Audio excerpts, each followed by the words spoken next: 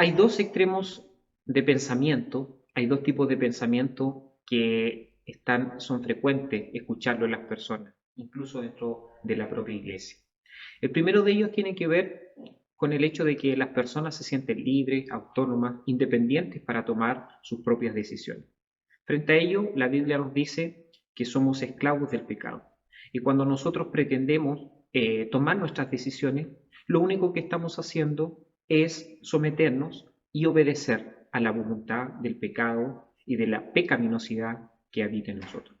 Y está la segunda postura que se da mucho en la iglesia, de pensar que como hemos sido liberados de una esclavitud, ahora sido hechos libres. Y eso también nos da plena libertad, porque vivimos confiados en la gracia del Señor y por lo tanto esa gracia del Señor, ese regalo inmerecido, te da la seguridad y te podrías quedar de brazos cruzados y pensar que el Señor tiene que hacerlo todo.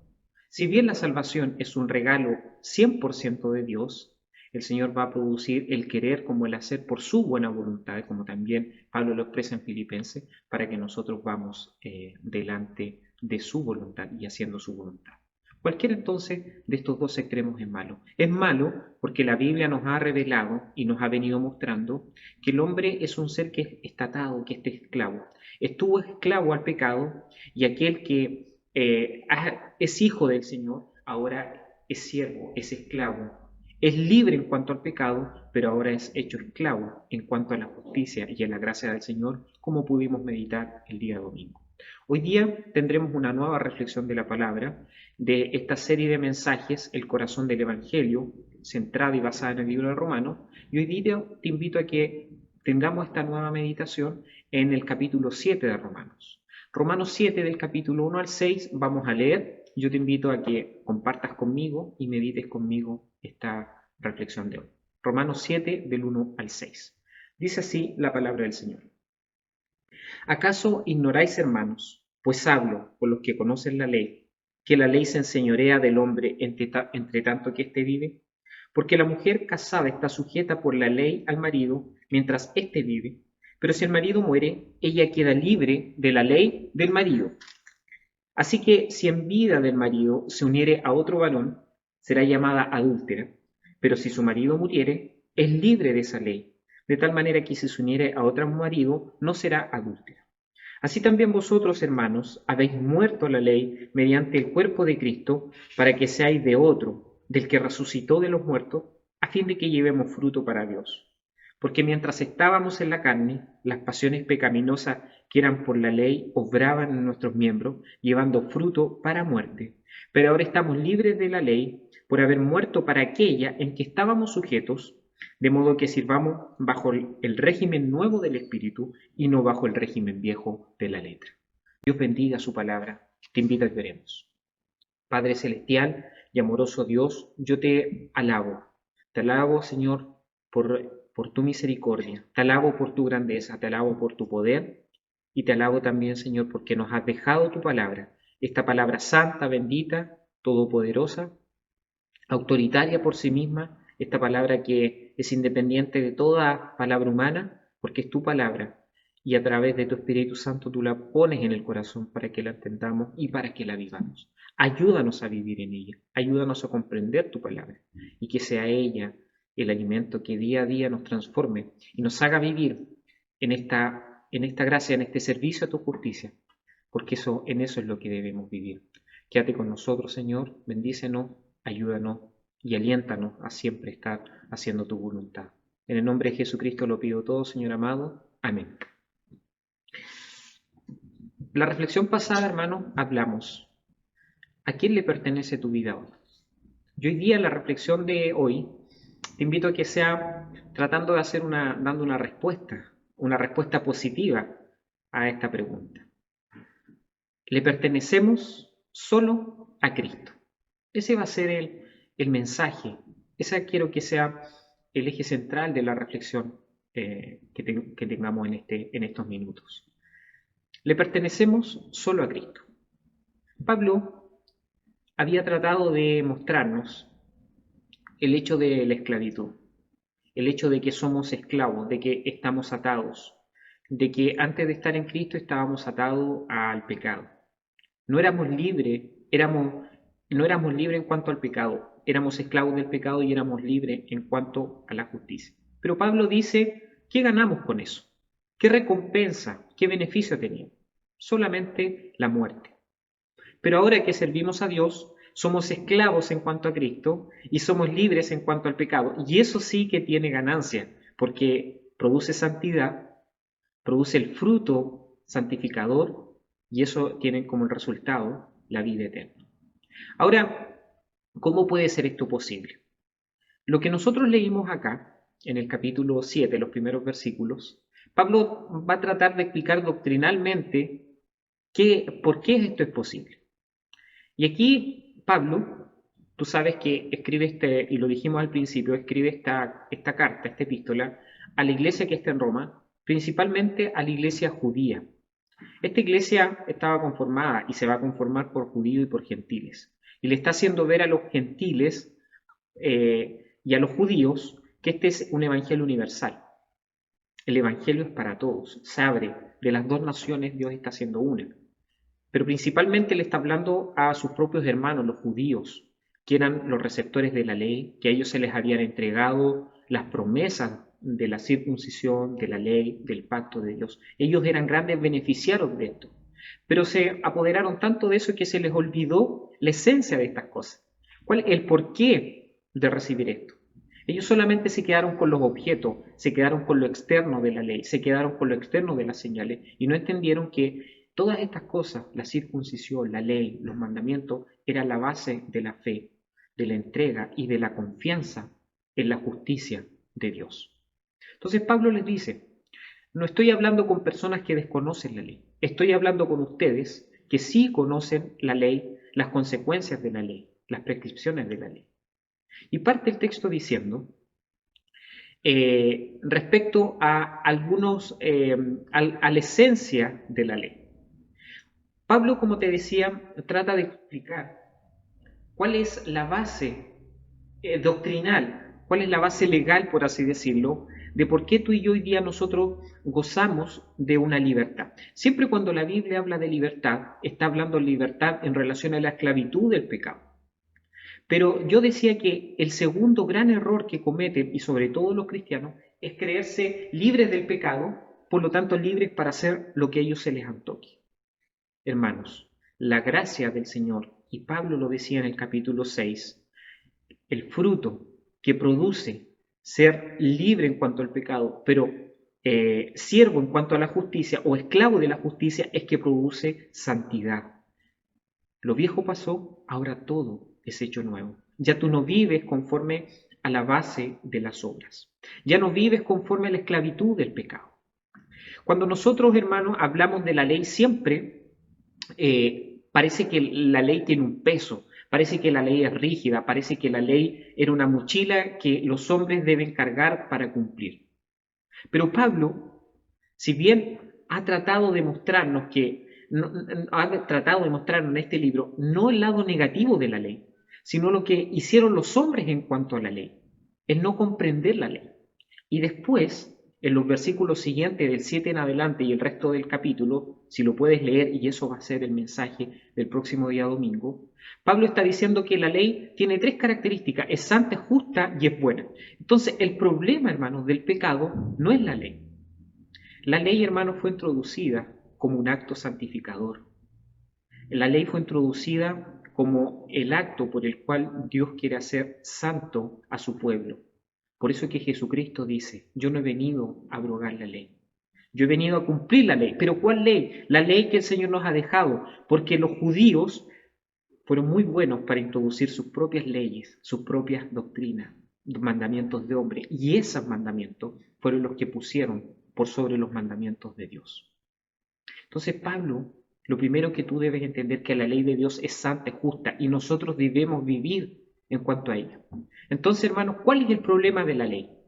El problema de la ley no es de la ley en sí, sino que es el problema del hombre que cree que haciendo la ley será salvo. Ese es el grave problema, esa es la piedra de tropiezo de los hombres. Y lo que Pablo viene diciéndoles es que no es por tus obras, no es por tu justicia frente a la ley o tu justicia frente a Dios cumpliendo la ley, no es porque tú persigas y hagas y te estimules y luches y vivas y día tras día trabajes cumpliendo la ley. Ese es el problema del hombre, que el hombre se esfuerza en sus méritos, en sus obras.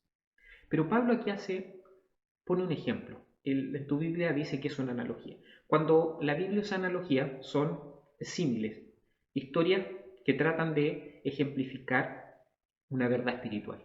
Aquí Jesús pone un ejemplo cotidiano para ejemplificar una verdad espiritual. No tienes que tomar tan al pie de la letra la analogía, porque no es ver todos los detalles de una analogía, sino que los puntos centrales. Y Jesús le dice, ustedes saben que cuando una mujer está casada, eso es un tema legal, está sujeto a su marido, y solamente la mujer quedaría libre si el marido muere. Ese es el eje de este relato. Está comparando el matrimonio con lo que significa la liberación del pecado, de la esclavitud del pecado y la entrada a esta nueva vida. Por eso yo te decía que Pablo lo que está tratando de hacer entender a los judíos cómo es que esto es posible. Mientras el hombre vive en cuanto a la ley, dice que está sujeto a la ley. La mujer entonces, mientras está sujeta al marido, mientras el marido vive, está sujeto a él. ¿Y qué pasa si convive, está en una relación con otro hombre? Dice que comete adulterio. Por más que esa mujer quiera vivir con otro hombre, si aún está atada por la ley a su marido, va a cometer adulterio. Solamente la mujer quedaría libre cuando el hombre muriera. Ahí está libre de toda la ley. Entonces, hermano, aquí hay un principio muy interesante, muy importante. El hombre solamente queda libre de la ley, solamente si ha muerto a la ley. No es que la ley muera, la ley está vigente y Pablo la alaba. Repito estas palabras que me encantan, la ley es santa, es justa y es buena. El problema entonces, hermanos, repito, no es de la ley. El problema es que nosotros estamos atados a esta ley. Y como el pueblo judío estaba atado a la ley, no podía salirse de esa ley si realmente ellos no morían a esta ley. Por eso, hermanos, para ser libres en cuanto al pecado, necesitamos ser liberados. La ley, hermana, fue introducida, y Pablo dice, y aquí usa segunda vez que repite, para mayor conocimiento del pecado. Para el hombre, la ley fue una carga. Por medio de la ley, ¿qué es lo que pretendió Dios? Que su pueblo fuera santo. Entonces, mayor ordenanzas, mayor estipulaciones para que Israel fuera santo. Pero mientras más ordenanzas tenía Israel, mientras la ley se le fue dada, mayor conciencia de su pecado tenía, mayor culpabilidad de su pecado tenía. Por eso es que Pablo en el capítulo 3 les dice, a ustedes se les reveló algo mucho más grande. Ese es el objetivo de la ley, que Israel fuera un pueblo especial, que se diferenciara de los otros pueblos, que así como usamos la expresión que eran pueblos que no tenían ley, que todo lo consideraban bueno, incluso sabiendo que podían ser malos, lo consideraban todo bueno. Entonces Pablo les dice, a ustedes el Señor les entregó la ley para que no tuvieran excusa, para que no dijeran, nosotros no sabíamos. El hombre es un ser olvidadizo. El problema del hombre, hermano, es que trata de agradar a Dios cumpliendo la ley, como que si la ley fuera el medio por el cual Dios te mirara gratuitamente. Cuando los niños, hermano, les va bien en una prueba, se sienten satisfechos con los padres muchas veces. O cuando les va mal, no se sienten mal consigo mismos, se sienten mal con sus padres. La esencia de por qué nosotros hacemos las cosas debe ser servir al Señor. Le pertenecemos solamente a Jesucristo. Y en esta condición, hermanos, de esclavitud que tiene el pueblo de Israel, el pueblo necesitaba ser libre, pero el mismo pueblo se había puesto esta soga al cuello que era la ley. Ellos mismos se habían puesto la condición de que la única manera para acercarse a Dios era a través de la ley.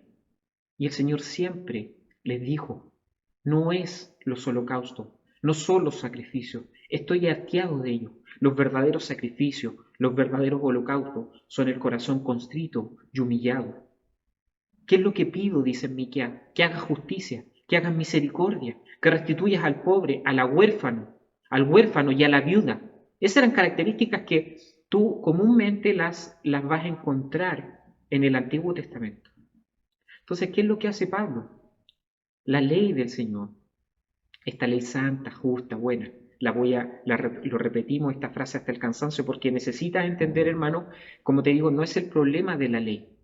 El hombre se ató a esta ley como el medio para agradar a Dios. Por eso es que estaba aprisionado. Y lo único que lograba el hombre, en vez de agradar a Dios, porque cuando el hombre se pone una meta de querer agradar a Dios por sus obras o por cumplir la ley, lo único que encuentra es que es imposible, que no puede, porque la ley está por sobre. Cuando la ley nos manda a ser santos, ese camino de santidad es un camino, hermano, muy alto, que solamente lo podríamos seguir con la ayuda del Señor, solamente mirando a Cristo. Pero cuando tú quieres ser santo mirando tu propia vida, tu propia obras, lo único que vas a encontrar que en vez de santidad hay pecado. Que en vez de avanzar un paso, retrocedes un paso. Este camino de santidad, hermano, con el único que puedes ir caminando es con el Espíritu Santo y mirando solamente a Jesucristo. Entonces, hermano, ese era el peso de la ley. Y Pablo le dice, mientras ustedes, la ley, no mueran a la ley, mientras no hagan morir la ley, mientras no dejen de ser esclavos, ustedes no pueden unirse a Cristo. Tiene que haber una condición. Y aquí entra el juego, el juego de palabras o la idea de que cuando el marido muere, ahí tú quedas libre de esa ley. La mujer queda libre para casarse con otro hombre y así no infringe la ley.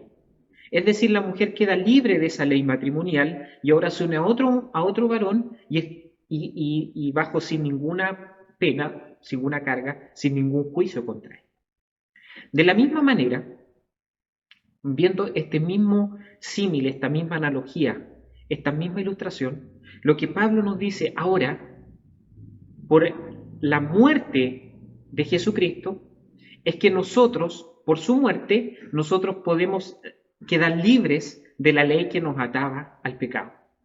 Ojalá vayas entendiendo y comprendiendo esta idea. Ahora, hermanos, dice, habéis muerto a la ley mediante el cuerpo de Cristo, para que seáis de otro, del que resucitó de los muertos, para que ahora llevemos fruto hacia Dios.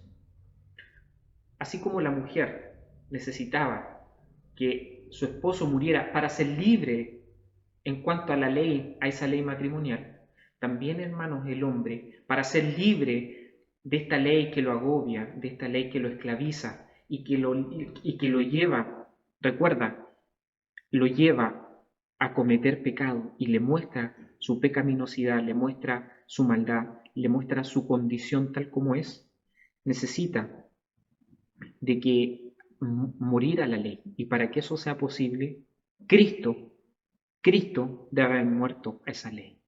Para que ya nosotros seamos libres, podamos ser desatados de esa ley. Entonces Pablo le está diciendo a sus hermanos, recuerda, hermanos, que está hablando con sus propios hermanos, los que conocen la ley, los que saben de la ley, los que saben las estipulaciones. Y Pablo, un gran conocedor de la ley, uno de los hombres más sabios de entre todos los mismos judíos, yo creo que nadie le discutía de la sabiduría de Pablo, tal vez lo trataban de loco cuando predicaba el Evangelio, pero no podían tratarlo de loco porque él era muy conocedor de la ley, tal vez la conocía al revés y al derecho, pero les hace ver, estuvimos atados a esta ley, estuvimos ahí presos de la ley, de las condiciones y las estipulaciones de la ley, como si la ley nos fuera a salvar. Cuando estábamos en la carne, dice, las pasiones pecaminosas que eran por la ley, obraban en nuestros miembros, llevaban fruto para muerte. Mira, lo que Pablo está tratando de decir, y lo he tratado de repetir para que lo entiendas, ya sabemos que la ley no es mala, pero como el hombre se autoimpuso la ley como el camino para servir a Dios, como el medio para agradar a Dios, hizo que la ley se convirtiera en una carga demasiado difícil de llevar. Entonces, cuando Dios quería que la ley los llevara a encontrarse y a ser santos delante de Él, ¿qué es lo que hizo Israel? Usó la ley solamente para ver el pecado tras el pecado. Por eso es que Pablo ya había usado la expresión, por el pecado, o sea, por la ley es el conocimiento del pecado. Y aquí dice que la ley despertaba las pasiones pecaminosas. Y es verdad, donde no hay ley, no hay pecado. No es que no haya pecado a la manera de la ley establecida, porque dice Pablo que desde Adán hasta Moisés sí había pecado, pero no a la manera de la transgresión de un mandato, como el que hizo Adán o como el que pudo hacer Israel al no cumplir la ley. Pero existía el pecado. ¿Por qué? Porque en el capítulo 2 ya Pablo nos había dicho que los mismos gentiles que no tienen ley son ley para sí mismos, porque su misma conciencia les muestra y les acusa o les defiende cuando hacen algo. Entonces, hermanos, finalmente la ley está impresa en el corazón de los hombres. Y cuando nosotros hacemos la ley y cuando nosotros entendemos la esencia de la ley, entendemos que la ley era el camino que nos guiaba a la santidad de Dios, a conocer, a revelarnos, a ver este Dios revelado. Cuando Dios envió la ley, hermano, fue un medio de revelación de Dios para que el pueblo conociera. La ley, la esencia de la ley, era mostrar el carácter de Dios. ¿Por qué Dios ordenó al pueblo que lo honrara? Porque Él era el único Dios. ¿Por qué Dios estableció que no tomaran su nombre en vano? Porque Él es Dios santo, Él es Dios justo, Él es el Dios majestuoso. Porque Dios pidió honrar a su padre y a su madre, que nosotros honráramos al padre y a la madre, porque por la autoridad que le da al Padre, es la misma autoridad que Él tiene hacia nosotros y nosotros nos reverenciamos delante de Él. Y así nosotros pudiéramos ir catalogando cada uno de los mandamientos y de la ley del Señor, poniéndolo en el estándar y diríamos realmente la ley refleja el carácter santo de Dios, no el carácter mío, no el carácter de lo que yo pretendo o quiero ser. Por eso que Israel completa y Judá se involucró en una tarea que no le correspondía. Y como te digo, se puso la ley como una soga al cuello. ¿Y eso en qué derivó? En que al final el Señor los demandara por eso. Porque conociendo la ley, no hicieron la ley y al contrario, la ley los acusa del pecado, de la maldad, de todo lo que ellos transgredieron. Pero aquí viene lo hermoso y eso es el Evangelio. Yo te decía, el Evangelio no es solamente una bonita palabra de esperanza, de gozo, de un calmante para las personas. El Evangelio, hermano, y por eso es la esencia de Romanos, es mostrarnos la buena noticia que nos trae el Evangelio. La buena noticia de la salvación. Que cuando tú no podías, bajo ninguna circunstancia, dejar de ser libre en cuanto al pecado, porque el marido todavía no había muerto, viene Cristo y con su muerte y con su resurrección, ahora nos traspasa a una nueva condición. Y esto es una realidad que no debes olvidar, hermano, que debes grabártela en tu cabeza. Tú nunca dejarás de ser esclavo. Nunca dejarás de ser esclavo. La Biblia nos dice que somos libres en cuanto al pecado. Pero ¿qué es lo que nos decía el capítulo 6? Ahora ya no somos esclavos del pecado, ya no estamos atados al pecado, pero ahora estamos atados, somos esclavos, somos siervos, como tú lo quieras, de la justicia y de la santidad de Dios. El pecado nos había muerto, nos corrompió total, nos corrompió nuestro ser, nos depravó totalmente, hizo que nuestro corazón se corrompiera radicalmente.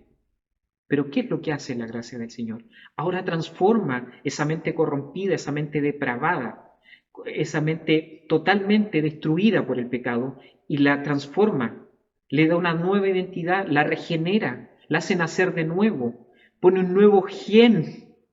Eso es lo que Juan nos dice en el capítulo 1. Somos nuevamente generados, nacemos, somos engendrados no por voluntad de hombre ni de sangre, sino que por voluntad de Dios. Entonces, hermanos, la única forma de ser libre es que Dios cambie nuestra condición, y nuestra condición no solamente espiritual, sino que también nuestra condición legal, porque eso es lo que está haciendo Pablo, mostrando que cómo es posible que nosotros pasemos de una condición de muerte a vida por un tema, si tú quieres llamarlo espiritual, pero también, como te decía, legal. ¿Cómo es posible? Cristo destruye el poder del pecado sobre tu vida. Y el mismo Dios que te transforma, te lleva a Él, te hace libre en cuanto a esa ley. Entonces ahora, hermano, estamos libres de la ley, dice el versículo 6, por haber muerto para aquella ley en que estábamos bajo o estábamos sujetos, de modo que ahora ya no servimos bajo el régimen viejo de la letra. Aquí parece despectivo. Hay otra versión que dice bajo el mandamiento antiguo escrito. Es decir, Pablo le está diciendo ya, basta de eso. El mandamiento escrito no es la esencia de la ley. Él dice, va a decir más adelante, que el problema, hermano, no es de la ley. ¿Ya? Que un texto que se tergiversó mucho, hermanos, que ya no vivamos por la letra mata, pero el espíritu vivifica. En realidad, hermano, es una mala interpretación, es mal entender.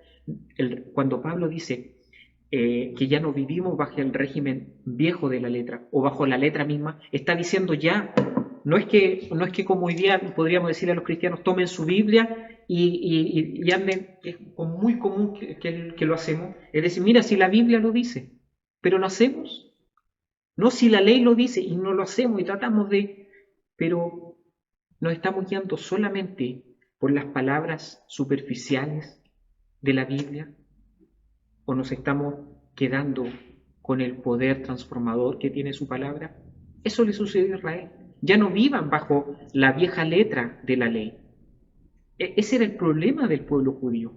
No es que vivieran bajo la ley, es que querían al dedillo, al pie de la letra, cumplir los mandamientos de la ley. Entonces después entregar su evaluación y decirle a Dios, Señor, cumplimos. Todos los mandamientos que dijimos, lo hicimos. Como el joven rico. ¿Te acuerdas? ¿Recuerdas ese pasaje? Señor, he cumplido todo. ¿Qué me falta? Póneme otra prueba, dime otra cosa y la cumplo. Y el Señor le dice, anda y vende todo lo que tienes y dale a los pobres. ¿Y qué es lo que sucedió? Se fue triste. Porque el joven rico pensaba que agradar a Dios era cumplir lo que se había escrito. Pero la esencia, como siempre digo, lo que vino a hacer Cristo con la ley fue añadirle el ingrediente que le faltaba, el amor, la sazón, el que le daba el dulzor. Hasta a Cristo, la ley, si bien era la ley santa, le faltaba el condimento, que era el amor. Cuando tú, hermanos, cumples la ley, cuando lees la ley del Señor, tienes que ver el espíritu, el por qué el Señor dejó su ley. Y dice Éxodo 19, yo quiero que ustedes sean un pueblo santo. Antes de entregarle la ley los prepara. Yo quiero hacer un pacto y no deben apartarse de esta ley. Cuando Dios les dice, la van a grabar, la van a escribir, la van a repetir mientras duerman, mientras se acuesten, al levantarse, mientras caminen con su hijo, y las va a repetir y repetir. ¿Cuál era la esencia? ¿De que simplemente se la grabaran como yo me puedo grabar un versículo bíblico? No. Yo puedo aprenderme muchos versículos bíblicos y si no los entiendo, Israel podía haber cumplido toda la ley, pero si no comprendía la ley de la santidad de Dios, que detrás de cada mandamiento estaba el carácter santo de Dios, Israel nunca pudo ver eso. Entonces, ¿qué es lo que hace Pablo? Le dice, sáquense esa venda, dejen de obedecer la ley en la letra. Ahora vivan respecto al régimen del Espíritu. No le está diciendo desechen la ley, vivan conforme a la ley. Pero si ustedes quieren o pretenden que agradando a Dios por cumplir la ley, Dios los va a salvar o Dios los va a mirar como sus hijos, como su pueblo, están muy equivocados. Si van a seguir así, dejen la letra, esa letra muerta. Ese es el sentido de la ley en cuanto a letra muerta o que la letra mata. Pero el sentido espiritual de la ley, lo que agrada a Dios, es que nosotros sirvamos a Dios bajo el régimen espiritual de agradar y servir al Señor. Y es esto a lo cual te invito, hermano, de que yo te decía en la reflexión pasada, ¿a quién le pertenece tu vida hoy? Tu vida hoy le pertenece solo a Cristo, solo a Cristo. Eres esclavo, esta condición nunca va a dejar de existir de ti, pero ahora ya no eres esclavo al pecado para que le sirva, para que te entregues al pecado, a la iniquidad. Y esto tiene un aspecto doctrinal y muy práctico. Esa es la realidad de que hemos sido sacados de muerte a vida. Pero ahora debemos vivir en esta vida.